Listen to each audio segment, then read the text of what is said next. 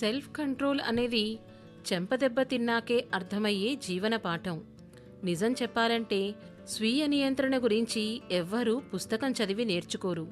ఎవరో చెప్పినా అర్థం కాదు. జీవితం ఒక్కసారి బలంగా ఢీకొడితేనే అర్థమవుతుంది. సెల్ఫ్ కంట్రోల్ లేనివాడు ఒక నిమిషం కోపం కోసం ఒక రోజు నిద్రని పోగొట్టుకుంటాడు. ఒక మాట కోసం ఒక జీవిత సంబంధాన్ని పాడు చేసుకుంటాడు. అదే స్వీయ నియంత్రణ ఉన్నవాడు మాత్రం ఆగుతాడు, ఆలోచిస్తాడు, తర్వాత మాట్లాడతాడు. ఇది భయపడ్డం కాదు, బలహీనత కాదు, ఇది చాలా ఖరీదైన బలం. సెల్ఫ్ కంట్రోల్ అంటే అన్నీ భరించటం అని కాదు, ఎక్కడ స్పందించాలో, ఎక్కడ మౌనం మంచిదో తెలుసుకోవడం. అది తెలిసిన రోజు మనిషి బాహ్య ప్రపంచాన్ని కాదు, తన జీవితాన్ని నడిపించడం మొదలు పెడతాడు. అందుకే పెద్దలన్నారు, మనసుని అదుపులో పెట్టుకున్నవాడే నిజమైన రాజు అని. నిజమే కదా?